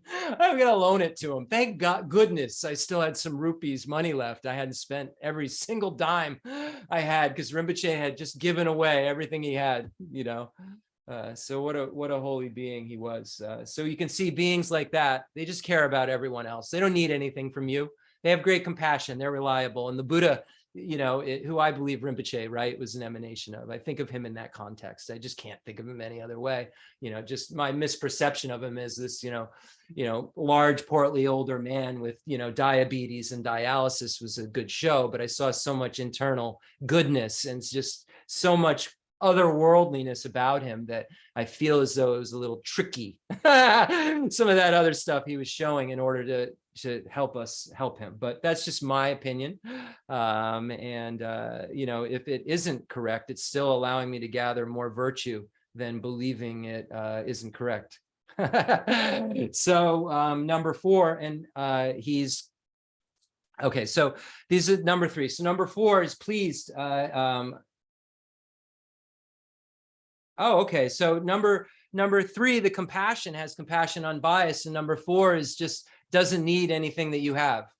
So we just talked about 3 and 4 together in the points. But yeah, so the Buddha first has no fear. The Buddha is free from cyclic existence. He's not laying on the floor with you, whispering in your ear, "Can you help me get up?" He's someone who can help you get up, right? Because he's free from cyclic existence. The Buddha has incredible skillful means to help. Because the Buddha is omniscient and has love and compassion, which is number 3, has no bias towards any sentient beings, will protect anyone and he's not pleased by, he doesn't need anything from you, or doesn't, if you have helped the Buddha before, if the Buddha could see in his previous life, oh, this sentient being really helped me, the Buddha doesn't go help you more. The Buddha doesn't have any bias. So those are the four excellent qualities, or four reasons that then, it's like your intro to reasons why the Buddha is an effective refuge in Lama Tsongkhapa's text. But then Lama Tsongkhapa gets into an immense amount of detail about the qualities that the Buddha has, the qualities that the Dharma has, the qualities that the Sangha has, the qualities that the enlightened activities of the Buddha has. So we'll look at these in a little bit of detail today, and then maybe we'll go back at each of the categories a little bit more in the future. So we look at first the excellent qualities of the Buddha's body, or of the Buddha. So we look, there's four qualities of the Buddha. The excellent qualities of the Buddha's body, excellent qualities of the Buddha's speech, excellent qualities of the Buddha's mind, and the excellent qualities of the enlightened activities. So we can look at each of these categories in a very, very grand and complex way. We can look at this also in a more of a condensed way. So we'll try to kind of find a middle way solution between the two of those ways. But when we look at refuge, we see it's so important. It really is the entrance into our opportunity to know what we should and shouldn't do. So because we, need this, I think that just looking over it real quickly and moving on isn't as helpful. So that's not what we're going to do. Okay, so we've recognized we're in this cyclic existence. We recognize that we have suffering. We have the suffering of suffering, the pain, the physical and mental pain that we all have to experience. We can relate to that. It's not arguable. The Buddha didn't present a fact with the truth of suffering that was just so out there that we have to be like, wow, man, I really need to take some time to think about it. No, the Buddha was very clear. You have all aging. Does that ring a bell? When you get sick, does that ring a bell? Every time I shave my head, I see more and more white, right, happening. And it seems like that's just an indication that there's some sort of physical ailment on the way, or some sort of new pain I'm going to be waking up with. The more of those that you see. The great master of Bunka Rinpoche said, yeah, that white on your hair, sometimes we say, wow, that person's so wise, but I only see the Lord of Death has spit on your head. Right? And it's interesting to look at it like that, as there's a new trend, right, on TikTok. I know about trends now, folks. I'm really getting fancy, where all these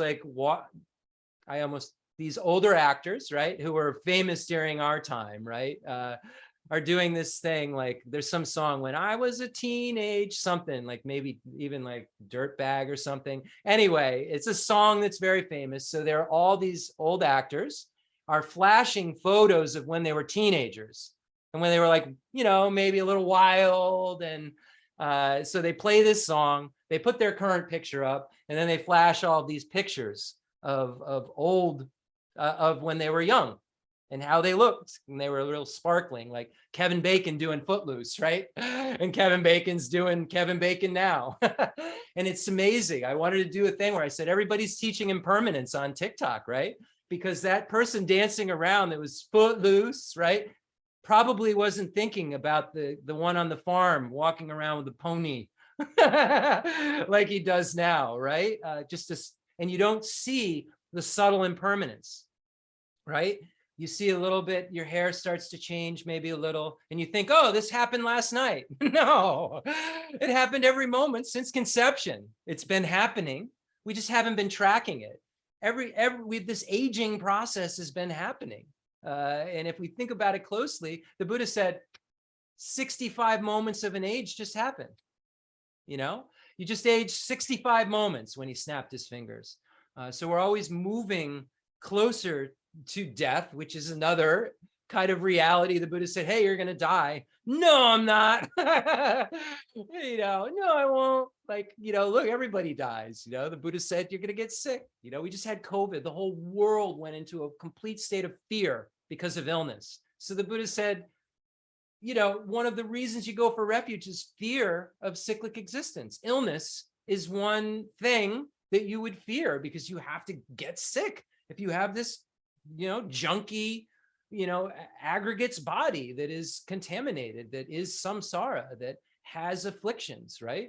You will have to experience. So the whole world went for refuge to anything at that moment to try to be free from the idea that they could get COVID, right? You saw this fear, and you saw people drinking bleach. The most preposterous things people were willing to do to be free from fear of sickness, right? So we know that's real. We see births happen. We all went to, if we haven't in like real life, we all, did class in school in 7th grade and knows that doesn't look fun. That the baby comes out crying and looks like it's intense suffering, and that science would say that the skin is just like almost like cotton would be like a steel wool on the skin, right? And the baby just has no idea what's going on. The Buddha said that's suffering. Well, that's not made up. Birth, aging. Are we aging? Well, I had a birthday just now and turned 50. I wasn't 50 a year before. What am I going to argue? I'm not going to argue that every moment I'm getting closer to death. I think you could tell somebody like a 5, 6, like, would you agree if you're walking forward, you're moving towards something?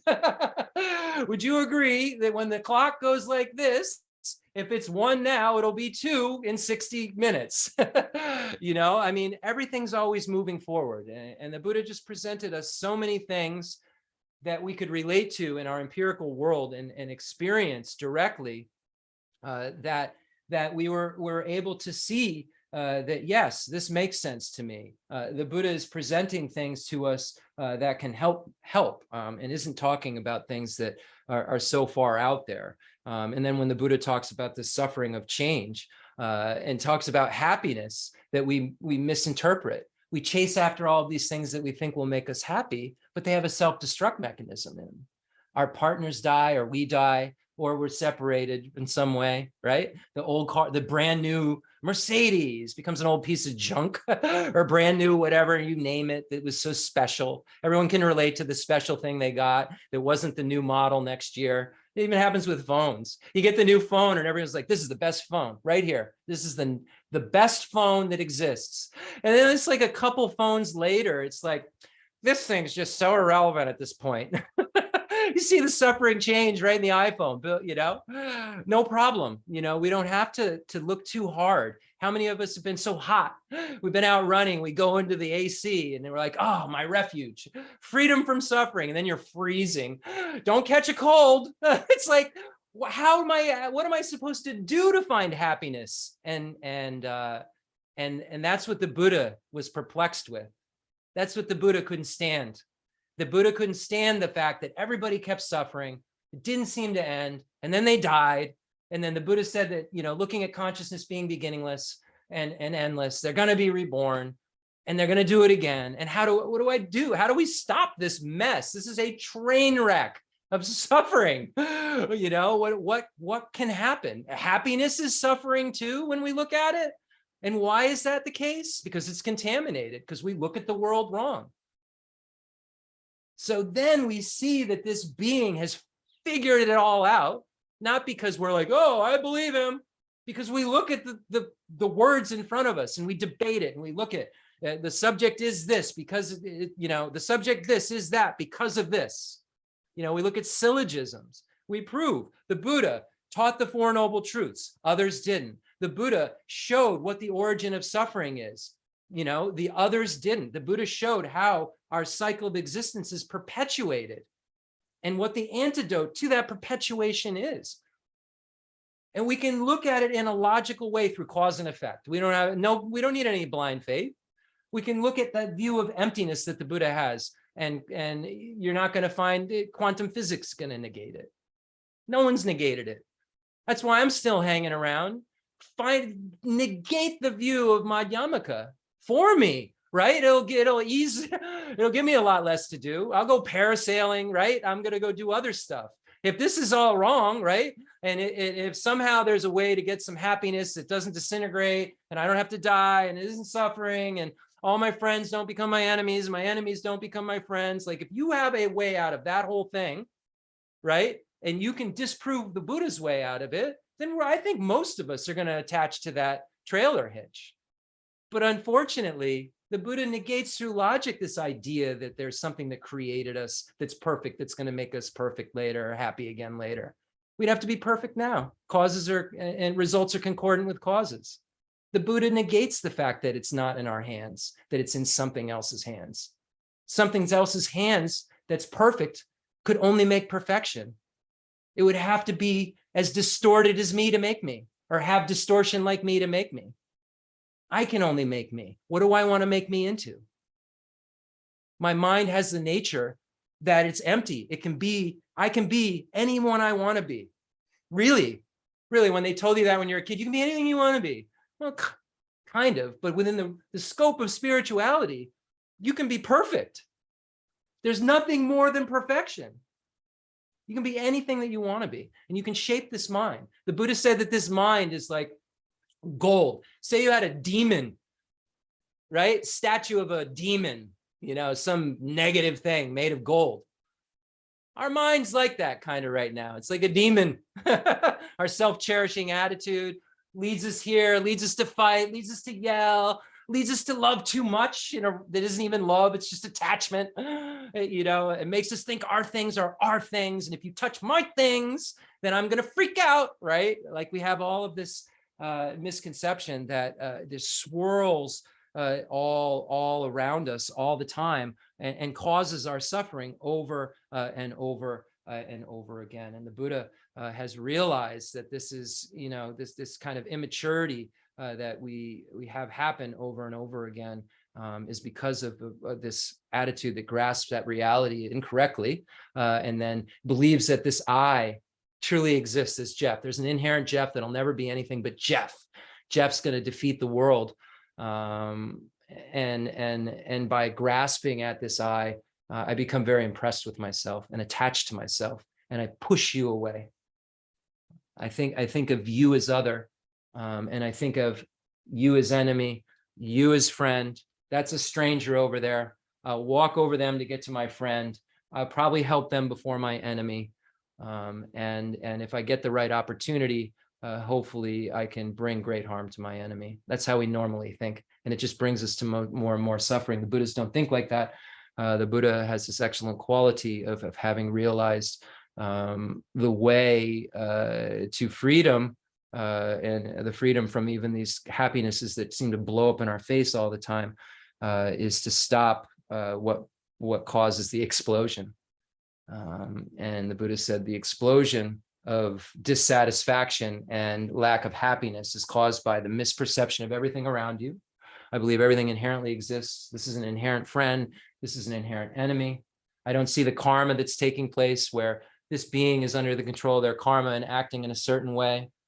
And I have karma to be able to experience that person acting like that. I did something kind of jerky in a previous life in order to experience jerkiness. I blame them. I blame them for my previous jerkiness because now I have the karma to experience a jerkiness coming, right? And I blame them, but they're under the control of their karma and afflictions and ignorance, like a puppet, right? Just a puppet in front of me, making noises and saying things that I don't like. And then I'm labeling them out of a complete misunderstanding of the whole interaction that's going on as label, as enemy. And if they're saying, oh, Jeff, you're so great, you're the best in the world, I'm labeling them as, oh, that's friend. And it all has to do with my self-centeredness and my misunderstanding of the non-duality of self and other. So, yeah, so the Buddha doesn't do that anymore. The Buddha figured out through seeing emptiness directly and through having an infinite love and compassion how to stop all of this and how to achieve a state of complete bliss. You know, we can look towards this Buddha individual, but we met Khyentse Geshe Wandak. We saw how his mind appeared to us, right? We saw how special he was, and how all he cared about was day and night practicing and helping us to be able to achieve happiness. And we know that. So the quality, so we'll start with the qualities of the Buddha. We'll go over that a tiny bit, and then I'm going to just end. And maybe any questions. If not, we'll end for the day. But the Buddha has 4 excellent qualities. So we're going to go over the Buddha. The Buddha is basically the enlightened being we talk about, right? The Dharma, if we look at it at a technical aspect, we say going for refuge to the 3 jewels. I just want to explain that real quick. The Buddha is the enlightened being who has omniscience, has caring for others, and has the power to help, right? Is that being we're speaking of, that being who has no afflictive obstructions and no obstructions to omniscience. So this is the being that is the Buddha. The Dharma, if we technically look at it, is the cessation of suffering and the true paths in the mind of superior beings. So that's the Dharma, the true paths, true cessations in the mind of realized beings. And then the Sangha are actually those realized beings who've seen emptiness directly. So just generally speaking, Buddha, Dharma, Sangha, that's what the meaning of that is. And we say Sangha also, a nominal Sangha could be 4 ordained people together. We also just say Sangha when we say ordained people, but we're looking at this technically.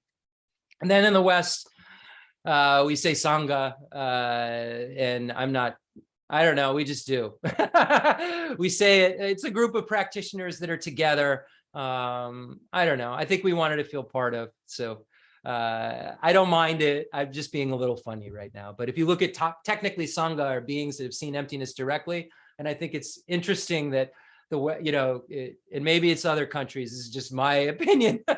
The West is like, yeah, we're Sangha. But that's the one. We're going with the ones who are the superior beings. Let's call ourselves that. Joking, everyone, but it would be us, right? It would be like, like, is there a drive-through for that knowledge? Just because I got some things to do. I got to drop the kids off. I got, is there a way I can move this quicker? My program comes on at 7. So we have a different view of how fast things should happen in the West versus the East. In the East, they have no problem with like lifetimes and lifetimes this is going to take. But as soon as Westerners get any bit of this in front of them, it's like, we're doing this now. We're going to get this done maybe like this afternoon. All right. So there's got to be a more condensed way to do this. Dalai Lama just posted on Facebook a very similar thing about my Western friends always ask me, what's the quickest, shortest, easiest way? And he says effort in the end. That's the quickest, shortest, easiest way is to make effort. You want to get there quicker, run. Don't walk. Don't crawl, run. Yeah, so the Buddha has these excellent qualities of body, speech, and mind. The Buddha's body, we learn the bodies of the Buddha, right? We learn that the Buddha can do like whatever the Buddha wants to, whenever he or she wants to, if sentient beings have the karma to receive that help. That's the other part. The Buddha is not omnipotent. The Buddha can't just show up and help everyone. There has to be this connection. There has to be this ripening of an individual that can be helped. It's all complicated, but when you look at causes and conditions, you would see that there have to be this condition for the Buddha's helping in order for the spontaneity, the spontaneous help to occur. So the Buddhas can really do what they want. They have these incredible bodies that, first of all, we call it a body, but it's the Buddha just abiding in the state of cessation that's free from all of the negativities, the defilements. This Buddha has this Dharmakaya that is abiding in this just absolute cessation of suffering and freedom. And simultaneously, the Buddha has omniscience. So the Buddha's abiding in this cessation, this peace that's free from every defilement, the afflictive obstructions and the obstructions to omniscience. But then the Buddha is also, because of that, the result of removing our afflictive obstructions and obstructions to omniscience is that we will be perfect-minded. We will be omniscient. So the Buddha has this state of being all the time in their mind. And this omniscience also has love and compassion for everyone unbiased, wants every being to have happiness and be free from suffering in an unbiased way. So imagine this being who's completely free, doesn't need anything, is omniscient, and is obsessed with helping everyone become free from suffering and have happiness. That's what a Buddha is. So what does then happen? That Buddha's mind forces a body into various places to help when a being is in need of help. A Buddha can do such a thing. Very incredible. So the Buddha could go to the realms where these high realized beings are, who've already seen emptiness, which is called the Pure Land, and produce this enjoyment body. This enjoyment body has all these beautiful marks, is 32 major marks and 80 minor marks you find in the great texts, and just looks beautiful. Just like seeing something like this would make you cry, so beautiful. And there's this pure realm where the Buddhas are abiding, and they're teaching beings who've seen emptiness, these higher teachings that'll allow them to be completely manifest their own Buddhahood. Buddha doesn't have any kind of lock on spiritual success. The Buddha says you can have the exact realization that I can have, 100% exact realization.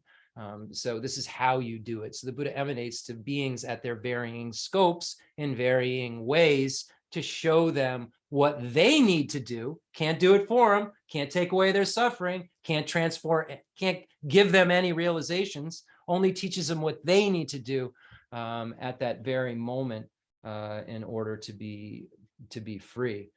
So the Buddha is able to do that. And then there are highly realized beings who need more complex stuff than someone like me would need. And there's a realm called the pure realm where the Buddhas are teaching those purely high bodhisattva beings the Mahayana Dharma and showing them how to finalize some of their stages of the bodhisattva path. At the same time, this is all Simo, folks. Simo, the Buddha is able to see conventional truth, ultimate truth, and spontaneously help everyone that there's a connection to somehow help. Doesn't mean a connection meaning a Buddhist, not like that. Like the Buddha didn't realize Buddhism. I mean, Buddha realized a reality that always existed. We call it Buddhism because the Buddha realized it, but it wasn't his reality. The Buddha just realized reality, the same one we can realize. And if we love and have and cherish others the way the Buddha did while understanding reality, we'll get the same thing. So the Buddha emanates to us to show us what we can do to try to get to his state, and sometimes in higher realms, and then sometimes in our world system, like everyday folks. Could be the mailman. I have no idea.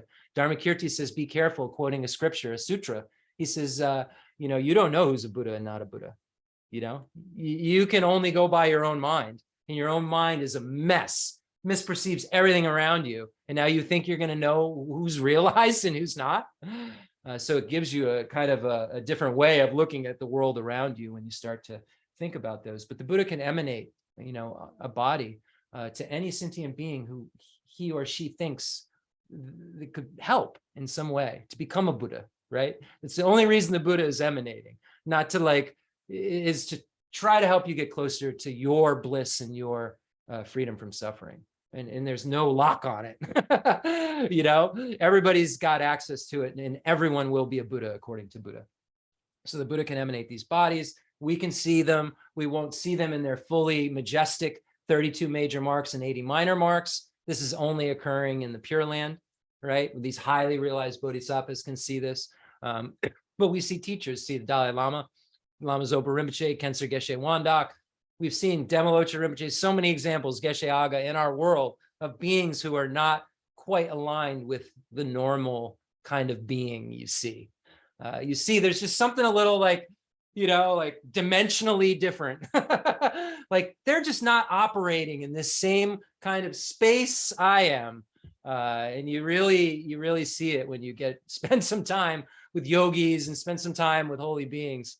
Some of these holy geshes and other beings from these other traditions, any spiritual tradition, right? I have access with a lot of Buddhism, but every spiritual tradition, you see these highly realized beings, Thomas Merton and, Jesus Christ, when you read his writings, the wonderful teachings of Abraham. And, there's the children of Israel, all of these teachings are all saying love. Love is the highest quality. The beginning of Chandrakirti's entrance to the middle way, he says, I bow down to compassion. He doesn't bow down to the Buddhas and all these things. He bows to compassion. And the Dalai Lama always says that if we look at every single religious tradition, the seed in there is compassion, love and compassion. Love thy neighbor. He who is not free from sin casts the first stone, right? That's the same thing as, you don't know, how to judge others, right? Look at your own mind. Yeah, are you so pure? And that helps us. All of these teachings that these great spiritual masters have taught us help us to move closer to perfection. And I just feel so fortunate that Rinpoche shared this with us to show us how to really achieve that perfection. So the Buddha's got these awesome bodies, right? Can do whatever. The Buddha's speech, whatever the Buddha can say one word and somehow or answer every question as every sentient being had at the same time in their own individual language. Some way the Buddha has this quality of speech that could I don't know, he could make sometimes drum is teaching. He can make the wind maybe sometimes give a talk, or there's all these incredible things that the Buddha can do that are really quite amazing when you study, believe it or not, right? I've seen some things that make me tend to err on the side of believe, maybe doubt towards true, right? Doubt, but doubt towards true. So, and then the mind of the Buddha, right? Omniscience and loving concern for others. So you know everything, and all you do is care about others. All you do is want them to be happy and want them to be free from suffering. You don't have any agenda. That's it. You're omniscient. You know exactly what everyone needs, and you're going to do something about it because of the Bodhisattva path, because of, how nice it would be if all sentient beings had happiness and the cause of happiness. May they, I will be the cause. How nice it would be if all sentient beings were free from suffering and the cause of suffering. May they, I will be the cause. That's why the Buddha, when the Buddha achieves enlightenment, has that ingrained in his or her mind. So the Buddha can't do anything but help. They've meditated over and over and over on that. The Buddha doesn't have a choice. The Buddha spontaneously wants to bring sentient beings to happiness and freedom from suffering. And the Buddha can. The Buddha's omniscient, so the Buddha knows I can. The Buddha's not like us falling on the ground, whispering in our friend who fell on the ground's ear going, help me up, right? The Buddha's qualified to pick us up. So yeah, the Buddha's mind is fully enlightened and fully cares for others. So the Buddha's mind makes him do something about it. And then the enlightened activities of the Buddha means the Buddha can do whatever the Buddha wants in terms of emanating. So if a sentient being he or she connects with needs help, the Buddha can do whatever he or she wants, right?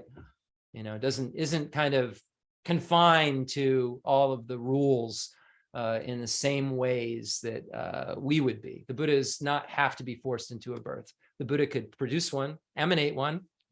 The Buddha could pretend the Buddha was being born as a baby out of a womb, right? Could pretend all of this, right? Could emanate a part of the Buddha that makes this show. I mean, that's what we would say, right? The Buddha's in this Dharmakaya creating a show. But a real show, not a fake show. A real show is going on through valid cognition. We're witnessing it. So it's not like a magician. It's a real trick.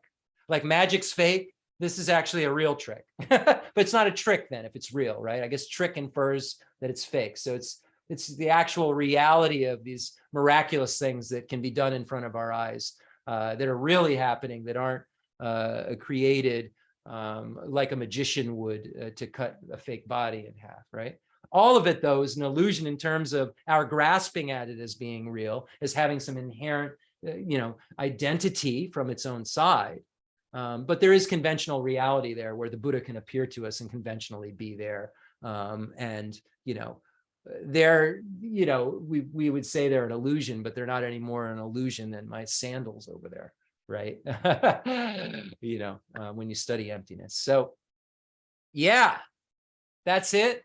I am so happy we got to talk about refuge a little bit today, talk about the qualities of the Buddha, a little bit about the Dharma and Sangha, and we'll talk more about it when we get to Panchen Sonandrapa's general meaning of perfection, because I'll tell you, that's just an amazing, amazing text. And it gets into the 8 qualities and of the Buddha, Dharma, and Sangha, and it really shows us what that refuge is. And I found it so helpful myself. So, anybody have any questions? Sorry, I can't reach the social medias things. So if you have questions, do you do this every Sunday? Yes, I do. I do. We every Sunday at 10 a.m. We start at 10 a.m. with a guided meditation. We go through the 4 Noble Truths and just kind of the Buddha's path and so forth, and acquaint our minds with virtue and love and compassion. And then I give a talk on this text that Rinpoche taught for over a decade, and gave us almost a word-by-word commentary of a 700-page book. And we're going through it and seeing how we can apply it to our daily lives and how it can make us change the way we look at everything around us, and maybe behave a little better, maybe have a little bit more love for other people, have a little bit more compassion, be so much wiser. And you know, it says, my teacher, Geshe Dorje Damju, says, be kind to yourself. Pauses, and then he says, be wisely kind to yourself, right? So it's the wisdom that allows us to be wisely kind. We can chase after things and get some sort of temporary happiness, and that isn't necessarily what's going to be good for us, right? But if we're wisely kind to ourselves and we produce the kind of idea that we're misperceiving things, right? And then we start to try to learn how we can interact with our world differently. That would be being wisely kind to ourselves. It wouldn't be chasing after something that's like salt water. It would be chasing after something that's like nectar. And that's what we're chasing. We're chasing that nectar that will always satisfy us, that will always be delicious, and it will never turn into suffering, right? So we're doing that every Sunday. Oh, so nice. Thank you. I appreciate you. Okay. Let's do the concluding prayer.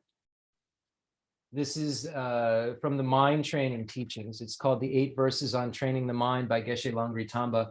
And anyone, you know, would benefit. It doesn't matter if you're not religious, are religious. The words in this poem would change our whole world if everybody could start to think like this. It's hard though, so hard, so hard. 8 Verses on Training the Mind by Geshe Langri Tamba. With a determination to accomplish the highest welfare of all sentient beings, who surpass even a wish-granting jewel, I will learn to hold all of them supremely dear. Whenever I associate with others, I will learn to think of myself as the lowest amongst all, and respectfully hold others to be supreme from the depths of my heart. In all actions, I will learn to search into my mind, and as soon as a disturbing emotion arises, endangering myself and others, I will firmly face and avert it. I will learn to cherish ill-natured beings and those oppressed by strong misdeeds and sufferings as if I had found a precious treasure difficult to find. When others out of jealousy treat me badly with abuse, slander, and so on, I will learn to take all loss and offer victory to them. When the one whom I benefited with great hope unreasonably hurts me very badly, I will learn to view that person as an excellent spiritual guide. In short, I will learn to offer to everyone without exception all help and happiness directly and indirectly, and respectfully take upon myself all the harm and suffering of my mothers. I will learn to keep all these practices undefiled by the stains of the 8 worldly concerns, and by understanding all phenomena as like illusion, be released from the bondage of attachment. So we see that respectfully take upon myself all the harm and suffering of our mothers. In Buddhism, we think since beginningless time, we've had all these births, and every sentient being has been our mother. So every being is our mother. And we say, if our mother was suffering so badly, we would want to take on that suffering. We'd want to help them.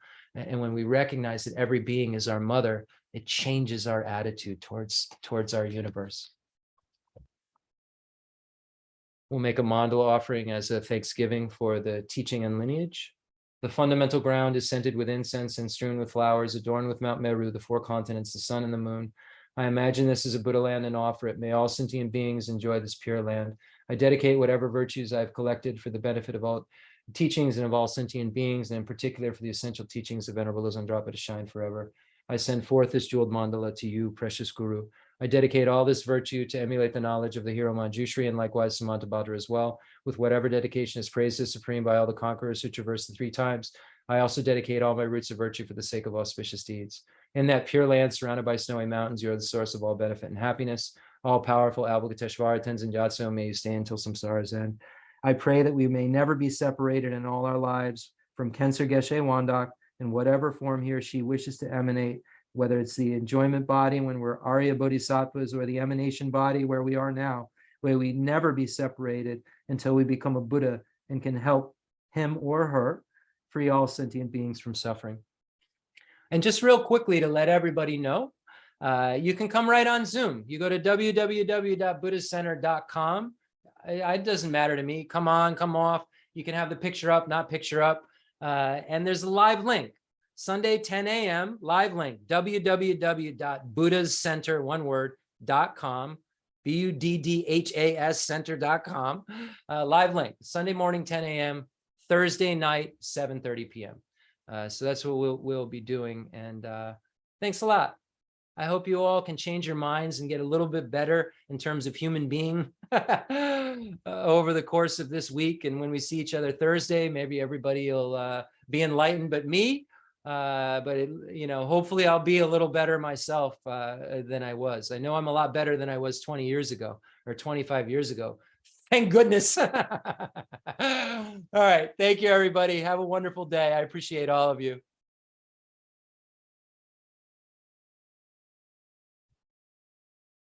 Have a great day, everybody watching on Facebook. I can't see who it is, but I really appreciate all of you.